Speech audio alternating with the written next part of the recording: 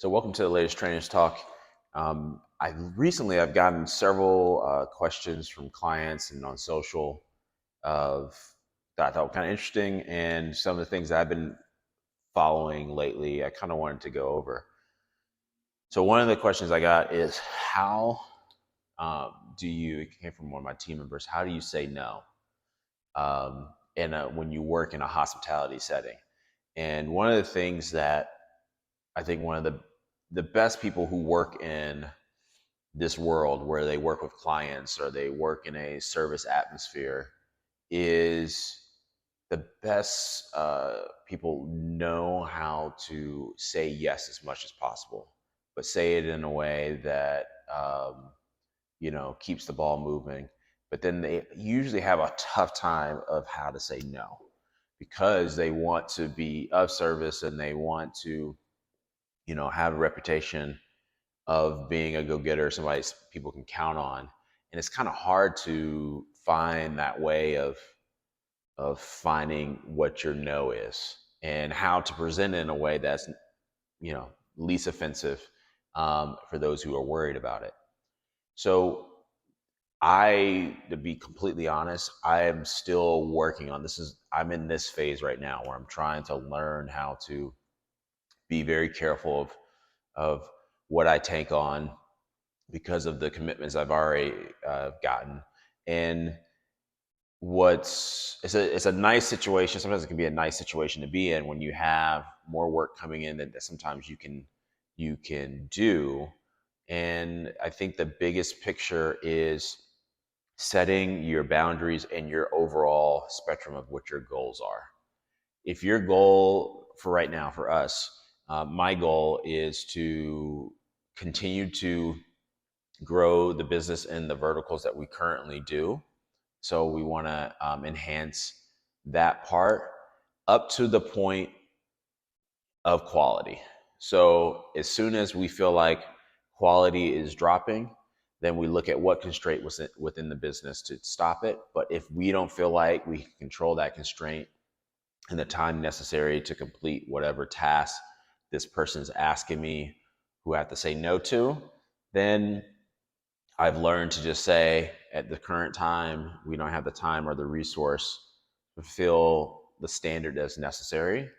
And that's kind of been my way of saying no. Now, sometimes it also comes at points when we're at really high levels of work, like high season. So right now we're in the middle of high season and the focus is really committing to a high level, the level of service that is important for our reputation and our brand as a wellness company.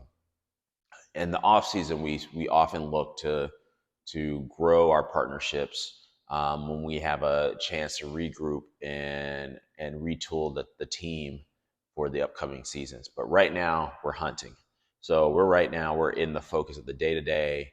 We're trying to we're booking big group type of opportunities for corporate things that are happening across the valley, things that are happening with brands outside the valley. And so we made those commitments to those brands earlier this year, our partners that we've been working with for years now. That is our focus. And that is the thing that makes it easier for me to say no, is that come back to me. That's always something I say within the no, unless it's something that just doesn't make sense within our motto of thinking. And if it doesn't make sense within our model of where we're trying to go, I just let the person know that this is just not the right fit. The next question I got is, how do you find time for yourself when you're in a maintenance phase? How do you hit your goal, you've been grinding, or are you really close to the goal? And how do you find that phase of maintenance? What does maintenance look like to you? Well, I think one of the big things that I do within my program personally, when I'm working out and trying to be my best self, whatever that means in the season that I'm in, is I have these kind of quarters or seasons within a year of how I train. And those focuses are based off how much work I have on my plate how much time I have to commit to either the exercise or the recovery necessary for the goals in each season. And some of it has to do with the actual season itself. Weather kind of can affect that. If there's seasonality to food, there's seasonality to opportunities to do outdoor stuff, things in the pool, things.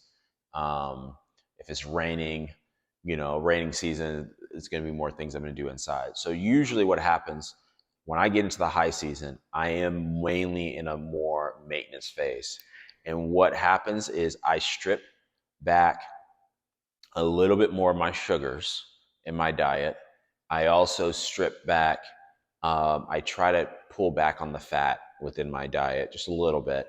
And I try to up the protein and my overall calories compared to winter, which is in a building phase where I'm all about strength. I'm all about getting a little bit of bulk.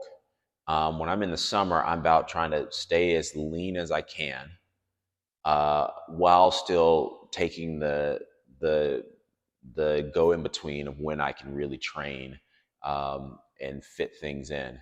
So my diet of protein becomes like I get up in the morning. I kind of stay pretty straightforward: eggs and oatmeal in the morning, and then I try to make sure I schedule out having a snack and a lunch during the high season, even if it's very quick. And then I finish the dinner. It kind of has a little bit of flexibility, but I'm trying to go 50-50 on dessert. Where in the winter, I would say 5 days out of 7 days I'll have dessert. In the summer, I kind of cut that back, whereas half the time I try to have a dessert on the end of the night. So that works for me. It allows me to keep my weight in a certain point, and it kind of keeps me in a leanness that I feel comfortable with. The last thing is was something that I've been kind of interested in either a podcast or a YouTube video that really caught my eye that I've been listening to or I've listened to is lately one of the fascinations I've had over the last 5 years is how Marvel, the comic book entity studios, built out that first 10 years where they took Robert Downey Jr., they took Iron Man, and they started from there and they built this universe and they executed this 10 years of, I thought was brilliant from a media, business, entertainment standpoint. And I was always fascinated with more what happens behind the scenes to make that happen. And I often use different industries to get inspiration or to get maybe a different angle of how we're doing things to enhance it. And recently, the episode, and we'll kind of put it in the notes, David Maisel, who started Marvel Studios, his story that he does on Tim Ferriss's podcast that came out, I think earlier in June here, was awesome. It talked about how he got started, how he raised the valuation, and one of the most interesting spots was how to create a deal that has almost little to no risk, but very big upside. And the story of how he did that was very interesting to me. And for those who are interested in that type of thing, I would check out that podcast.